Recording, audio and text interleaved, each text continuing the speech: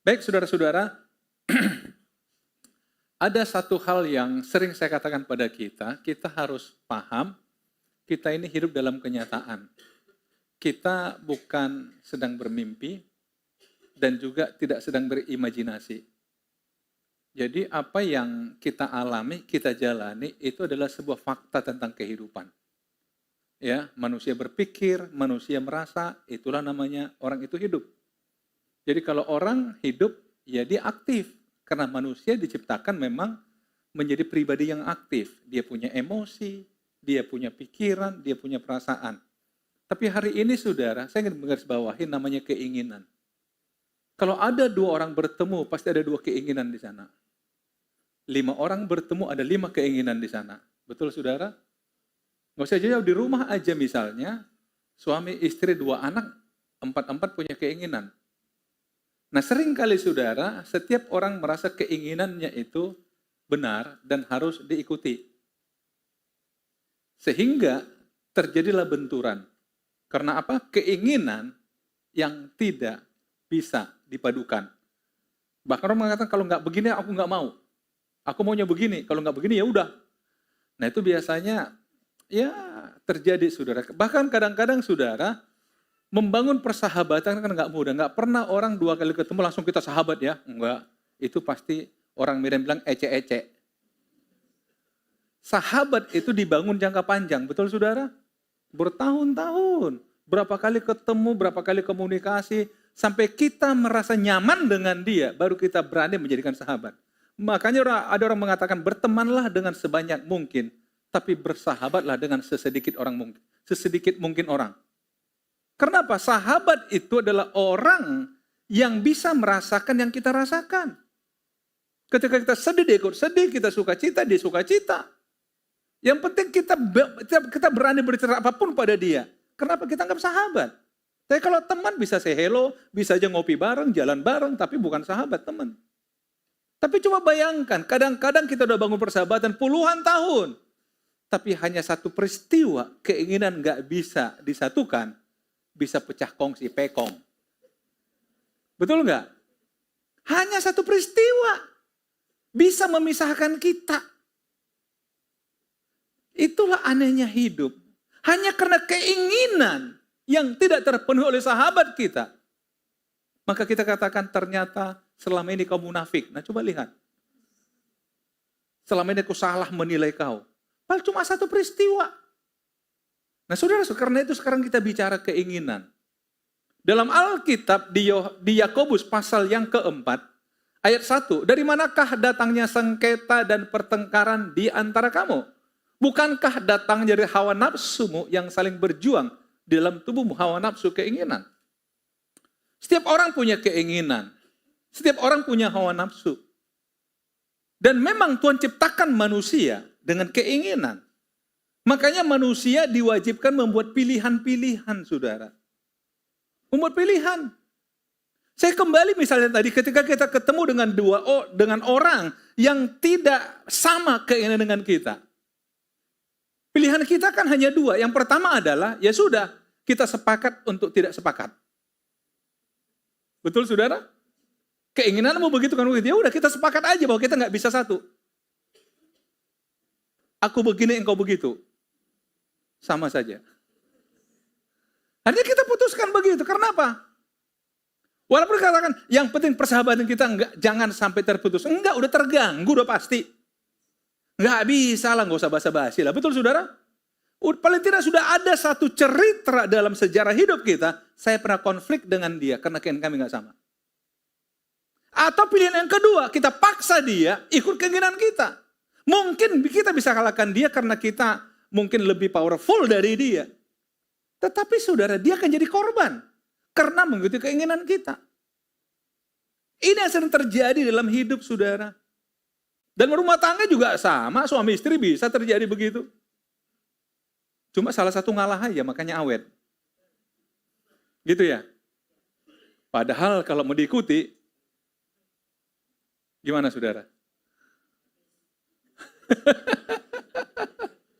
Ya tapi itulah hidup, makanya itu kenyataan. Hadapi kenyataan, kita perlu terbuka. Nah, dikatakan dari mana pertengkaran? Karena hawa nafsu yang berjuang. Jadi intinya begini saudara, intinya lihat. Hawa nafsu yang berjuang di dalam tubuhmu, bukan di orang lain. Jadi musuh kita adalah diri kita sendiri, bukan orang lain. Keinginan kita itulah musuh kita. Hawa nafsu kita itulah musuh kita, bukan orang lain saudara. Bukan orang lain. Coba saya kembali masalah keinginan tadi. Suami istri misalnya, bertengkar. Kan kalau salah satu mengalah kan selesai. Mengalah artinya apa? Dikalahkan dirinya. Dia rela, oke, aku setuju dengan kamu. Tanpa syarat. Tapi kadang-kadang ego kita mengatakan apa? Enggak, kamu benar. Kamu harus berjuang supaya dia ikut keinginan kamu. Kamu benar. Kamu kepala keluarga. Misalnya. Akhirnya ibu katakan, jadi semua harus nurut kau. Mentang-mentang kepala keluarga. Jangan salah ya, aku wakil. Kan begitu kan? Gimana? Gitu ya, kalau suami kepala keluarga, istri apa dong? Jadi saudara coba. Tapi kan ini menarik sebenarnya kalau kita mau belajar. Hawa nafsu yang berjuang di dalam dirimu. Jadi bukan orang lain. Makanya Salomo mengatakan begini. Seorang yang bisa menguasai dirinya lebih hebat dari seorang yang mengalahkan satu kota. Bayangin perbandingannya itu. Jadi jangan pernah merasa saya ini harus benar. Saya harus diikuti. Enggak saudara. Tolong. Jangan terjebak dengan keinginan. Nah, ayat 2 mengatakan apa? Kamu mengingini sesuatu. Tetapi kamu tidak memperolehnya. Lalu kamu apa? Membunuh. Siapa yang dibunuh? Yang saudara anggap menjadi penghalang dari terpenuhinya keinginan saudara. Betul? Membunuh. Kamu iri hati. Tapi kamu tidak mencapai tujuanmu. Iri hati. Saya ingin bahas sedikit iri hati saudara. Kita ini seringkali saudara tanpa sadar kita iri pada orang yang lebih dari kita. Saya senang ada orang mengatakan begini, kalau ada orang iri padamu, berarti itu konfirmasi bahwa kau lebih dari dia. Setuju saudara? Kan gak mungkin saudara iri pada orang di bawah saudara. Pasti kalau saudara dia punya prestasi lebih dari saudara, maka saudara iri. Jadi kalau ada orang iri pada saudara, itu konfirmasi. Oh, haleluya. Ada pengakuan aku lebih dari dia. Dan kalau saudara iri pada orang, itu konfirmasi bahwa engkau mengakui bahwa kau di bawah dia. Setuju nggak? Coba bayangin, nggak satu pun orang iri sama saudara. Kan saudara bingung. Di mananya posisiku ini, kan gitu kan? Tapi semakin banyak orang iri pada saudara, katakan yes. Berarti sekian banyak orang di bawahku. Bukan untuk kesombongan. Jadi saudara tolong, hati-hati iri hati. Hati-hati dengan iri hati. Saya misalkan ambil satu contoh, saya punya handphone satu di sini. Tadi mungkin karena saya lihat yang di altar sini pemusik sama ininya. Saya kadang-kadang saudara lihat beberapa saudara itu kayak nonton konser gitu ya. Gitu ya, waduh ini fungsinya keren ini. Nonton konser yuk gitu. Enggak, itu lagi pujian penyembahan saudara. Jadi misalkan, karena saya puas sama mereka, habis ibadah katakan, kumpul semua. Saya tadi senang sekali kalian, tapi saya punya handphone cuma satu hadiah. Saya kasih sama satu orang aja.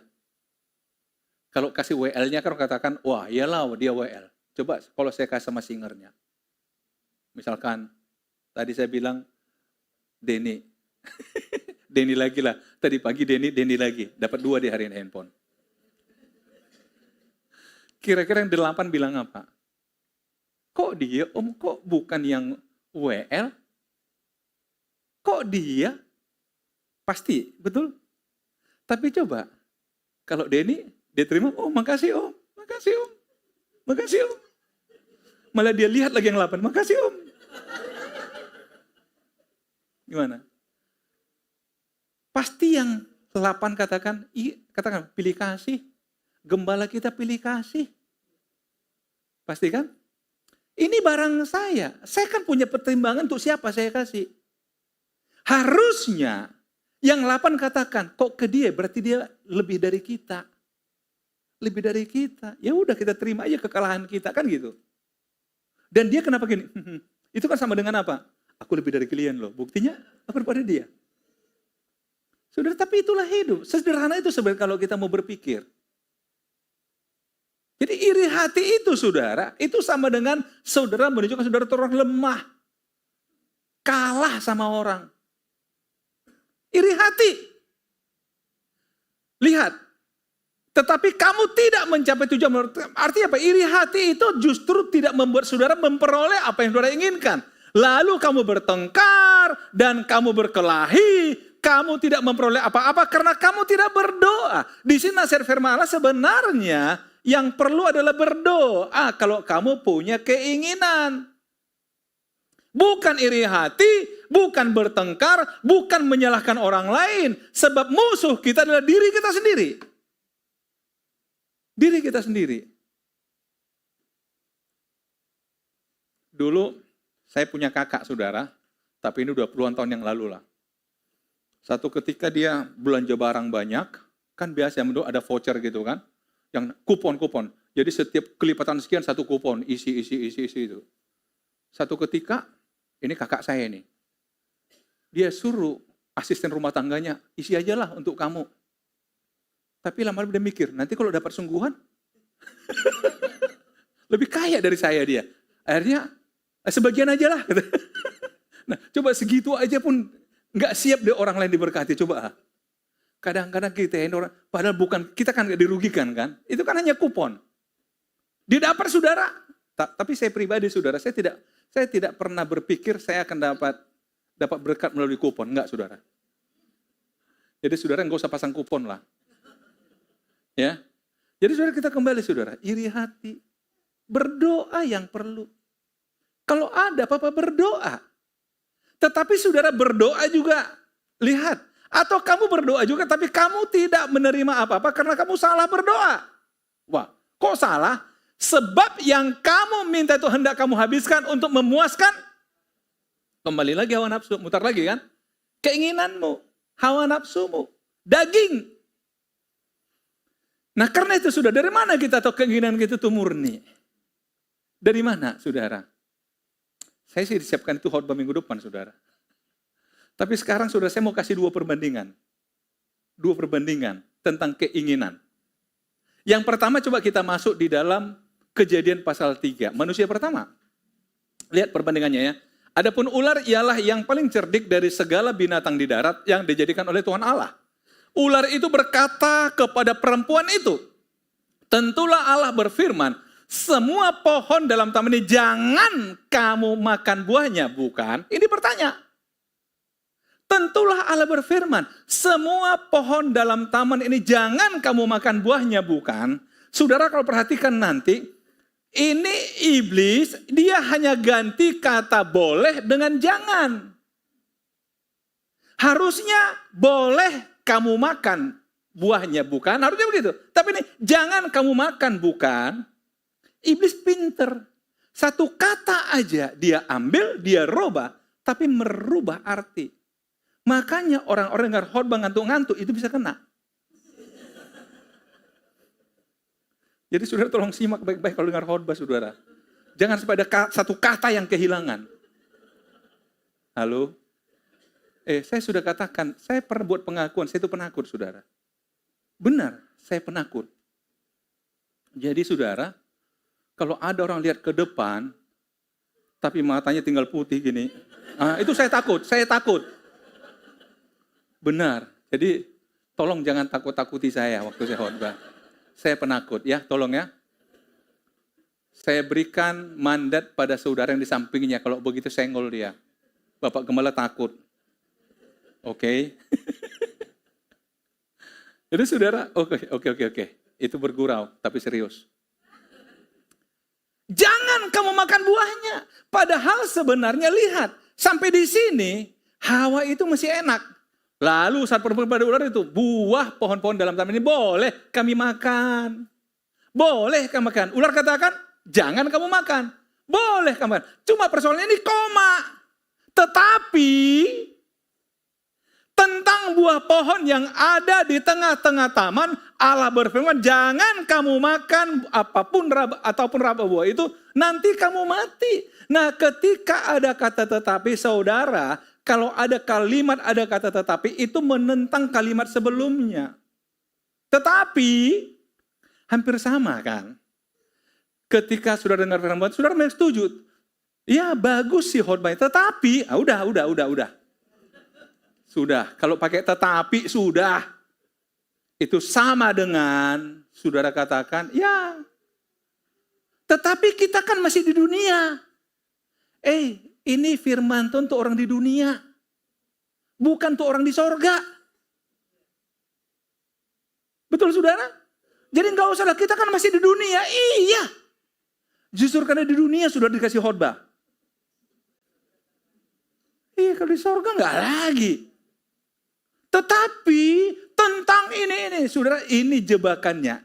Disinilah salahnya Hawa.